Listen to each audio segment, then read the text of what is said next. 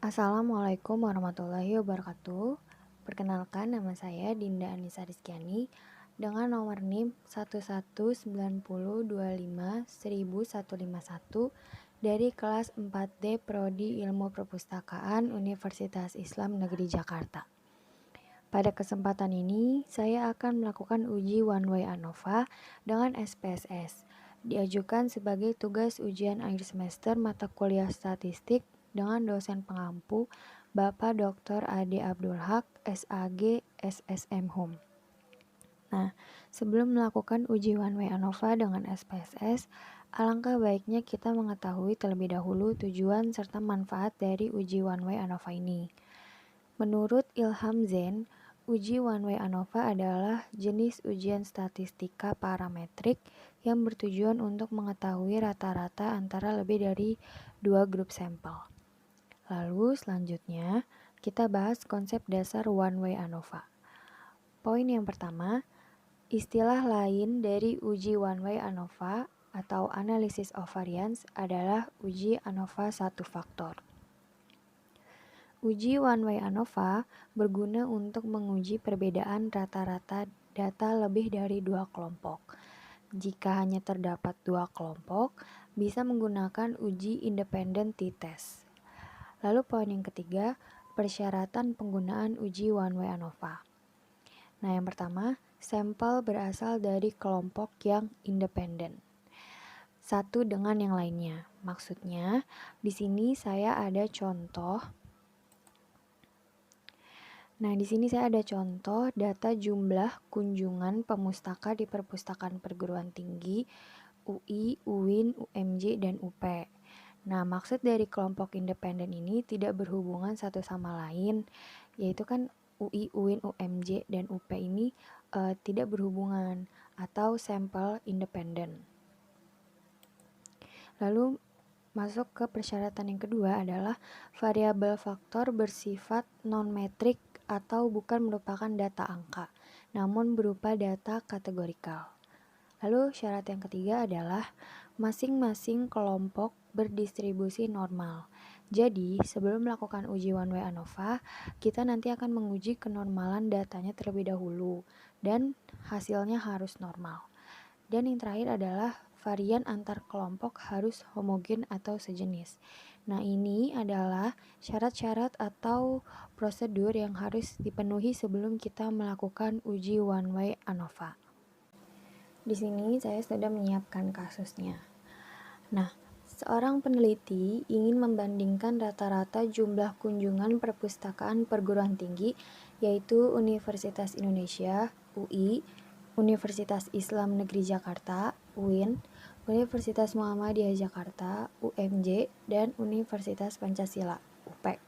Kemudian akan diteliti tentang A. Berapakah rata-rata jumlah kunjungan pemustaka keempat universitas tersebut? B. Apakah terdapat perbedaan rata-rata jumlah kunjungan pemustaka keempat universitas tersebut? Dan yang C, rata-rata jumlah kunjungan pemustaka mana saja yang sama atau berbeda jumlahnya. Selanjutnya, kita masuk ke bagian langkah-langkah uji One Way ANOVA. Ada beberapa step yang harus kita lewati terlebih dahulu sebelum kita melakukan uji One Way ANOVA. Yang pertama, kita harus melakukan uji normalitas Shapiro-Wilk. Yang kedua, melakukan uji homogenitas. Baru yang ketiga, kita bisa melakukan uji One Way ANOVA. Nah, yang pertama, sekarang kita akan melakukan uji normalitas terlebih dahulu. Di sini saya sudah memiliki datanya. Nah, agar lebih mudah kita dalam menganalisisnya, perlu dilakukan pengkodean data terlebih dahulu. Di sini kan ada 4 ya, ada UI, UIN, UMJ, dan UP. Datanya disusun sebagaimana data yang sudah saya susun di sini. Nah, seperti ini. Universitas dengan kode 1 itu untuk Universitas Indonesia. Kode 2 itu untuk UIN. Yang ketiga itu untuk UMJ dan yang keempat itu untuk UP. Nah, sedangkan kolom yang sebelahnya ini, kolom C ini adalah jumlah kunjungan pemustakanya. Jadi disusun ke bawah seperti ini supaya lebih mudah ketika kita menginput datanya di SPSS. Lalu selanjutnya kita akan melakukan uji normalitas. Pertama, kita buka dulu program SPSS-nya. Lalu di sini klik variable view. Nah, di kolom name yang pertama ini saya tulis X. Nah, pada label kita tulis universitas. Selanjutnya di kolom value ini kita klik. Nah, di sini kita tuliskan universitas yang ada tadi. Nah, ini kita tulis angka 1, kode 1. Itu untuk UI. Kita klik add. Lalu yang kode 2 itu untuk UIN. Add lagi. Yang ketiga itu untuk UMJ dan yang keempat UP. UMJ add, yang keempat UP add. Nah, ini udah semua kita masukin, terus klik OK. Pada bagian desimalnya ini kita kurangi jadi 0. Nah, lalu kolom yang kedua ini kita tulis Y. Dan pada label kita tulis jumlah kunjungan pemustaka. Desimalnya juga kita pilih 0. Dan untuk yang pilihan lainnya biarkan tetap default. Lalu selanjutnya kita klik data view. Nah, di sini sudah muncul variabel X yaitu universitas dan variabel Y yaitu jumlah kunjungan pemustaka. Selanjutnya kita akan memindahkan data yang ada di Excel tadi. Nah, ini kita pindahin. Caranya di blok dulu. Nah, lalu klik kanan, pilih copy, terus kita copy di program SPSS di sini.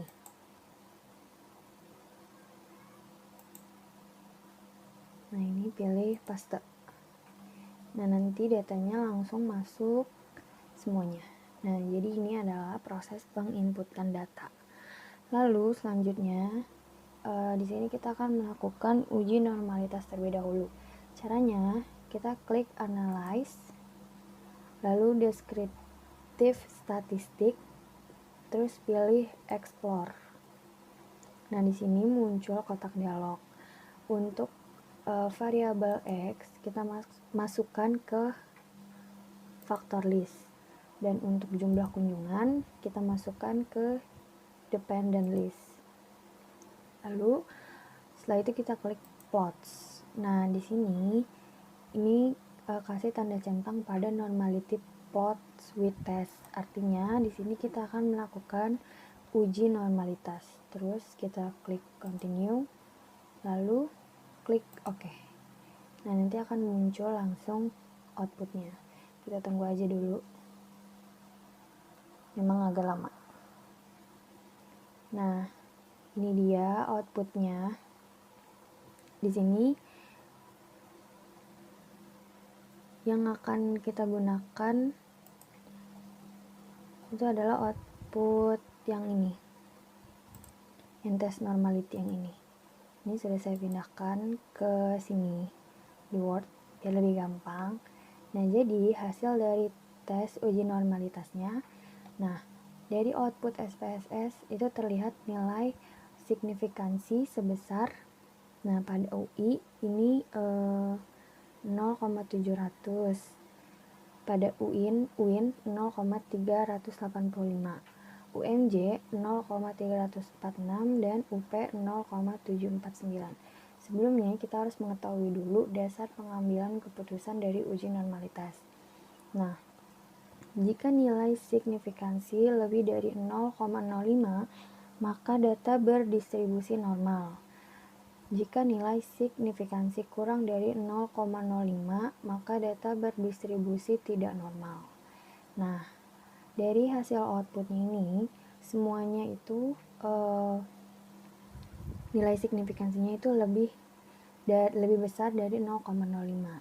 Nah, jadi dari data di atas diketahui semua variabel universitas memiliki nilai signifikansi lebih besar dari 0,05, yang artinya semua variabel berdistribusi normal. Berarti syarat yang pertama untuk melakukan uji one way ANOVA yaitu adalah uji normalitas itu sudah terpenuhi. Lalu yang selanjutnya kita akan melakukan uji homogenitas. Nah, jadi sesuai tadi langkah-langkahnya, setelah kita melakukan uji normalitas, kita akan melakukan uji homogenitas. Nah, uji homogenitas ini untuk mengetahui apakah varian datanya ini homogen atau tidak. Kemudian baru kita melakukan uji one way ANOVA. Di sini uji homogenitas itu bisa dilakukan bersamaan sama uji one way ANOVA. Jadi kita masuk dulu ke program SPSS-nya lagi. Nah, ini data penelitian kita yang tadi. Sekarang kita akan melakukan uji homogenitas sekaligus uji one way ANOVA. Nah, caranya kita klik analyze, terus di sini pilih compare means, terus pilih one way ANOVA.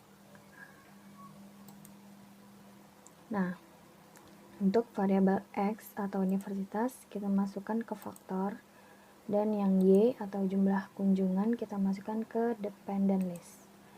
Selanjutnya kita pilih post hoc. Nah, di sini kita beri tanda centang pada 2K. Habis itu kita klik continue dan kita pilih option. Di option ini kita pilih centang pada deskriptif dan homogeneity of variant test. Kalau udah, ini kita klik continue, terus kita pilih oke lagi. Nah, di sini udah keluar nih outputnya. Nah, untuk lebih mudahnya, di sini saya sudah pindahkan di Word. Sekalian kita akan menginterpretasikan atau memaknai output-output ini. Jadi hasil uji yang pertama, perbedaan rata-rata jumlah kunjungan pemustaka keempat universitas. Nah, berdasarkan output SPSS deskriptif, kita dapat melihat perbedaan rata-rata jumlah kunjungan pemustaka dari keempat universitas tersebut dengan rincian sebagai berikut. Ini saya gedein dulu. Nah, rata-rata jumlah kunjungan pemustaka perpustakaan UI sebesar 45,20. Nih, ada di sini, demand. Nih, UI 45,20, UIN 41,10, UMJ 38,70 dan UP 35,70. Nah, dengan demikian secara deskriptif dapat disimpulkan bahwa rata-rata jumlah kunjungan pemustaka tertinggi itu adalah perpustakaan UI, yakni sebesar 45,20. Lalu selanjutnya di sini menguji kesamaan varian atau uji homogenitas. Nah, berdasarkan output SPSS Test of Homogeneity of Variance, diperoleh nilai signifikansi yaitu sebesar ini 0,037.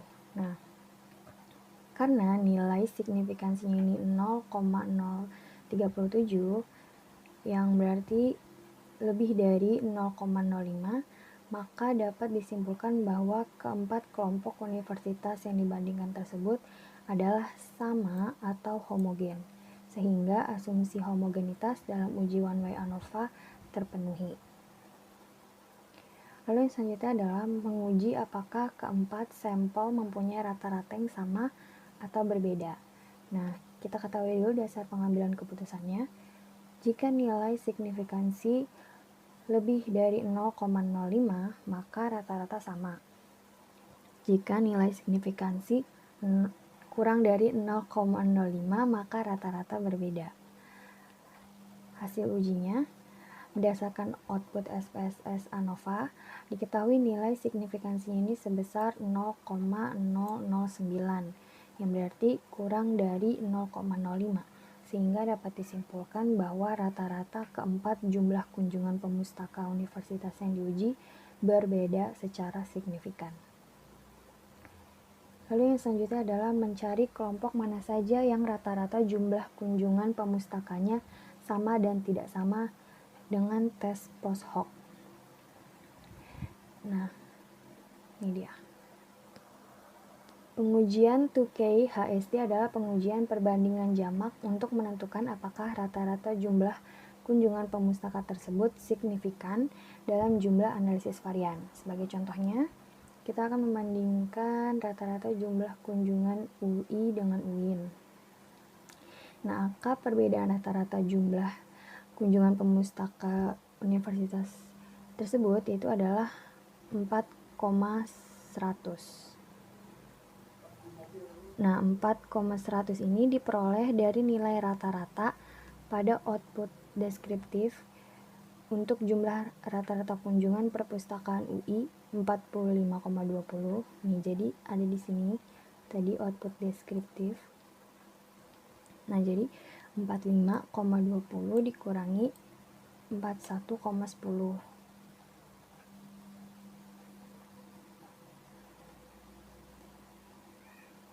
Nah, dengan dikurangi dengan rata-rata jumlah kunjungan pemustaka perpustakaan UIN, yaitu 41,10.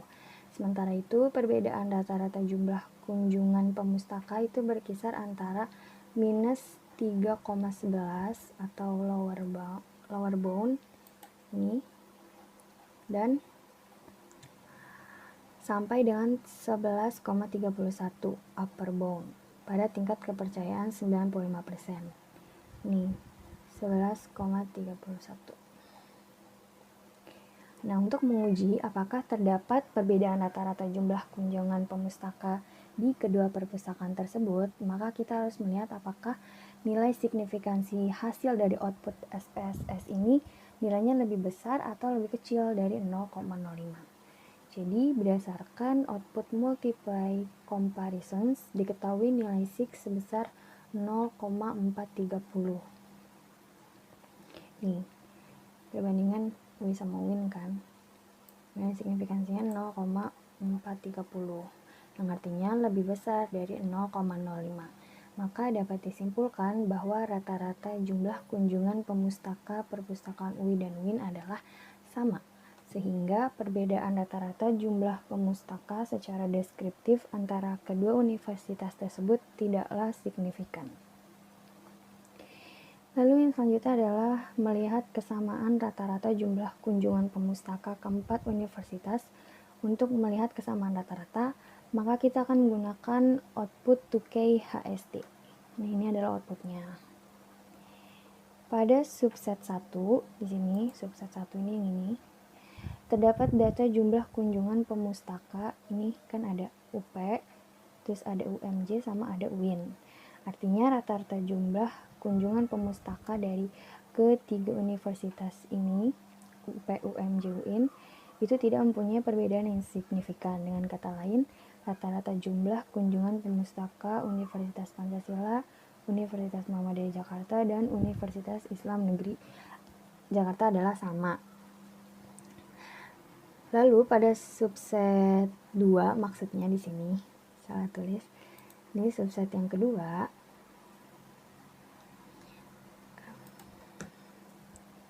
Terdapat data jumlah kunjungan pemustaka. Nih, pada subset 2 kan ini ada UMJ, ada UIN, sama UI. Nah, artinya rata-rata jumlah kunjungan pemustaka ketiga universitas tersebut tidak mempunyai perbedaan yang signifikan. Dengan kata lain, rata-rata jumlah kunjungannya adalah sama. Nah, kita masuk ke bagian yang terakhir, yaitu adalah kesimpulan. Jadi dalam riset ini hanya perbedaan rata-rata jumlah kunjungan pemustaka UI dan UP saja yang berbeda. Sedangkan rata-rata jumlah kunjungan pemustaka universitas lainnya adalah sama. Dengan demikian, variabel universitas hanya berpengaruh secara signifikan terhadap perbedaan rata-rata jumlah kunjungan pemustaka UI dan UP. Baik, itu tadi cara melakukan uji one way ANOVA. Semoga video ini dapat dipahami dengan jelas dan dapat bermanfaat bagi yang menonton. Untuk itu cukup sekian, saya pamit undur diri. Mohon maaf apabila ada terjadi kesalahan-kesalahan yang tidak disengaja. Wabillahi taufiq walhidayah. Wassalamualaikum warahmatullahi wabarakatuh.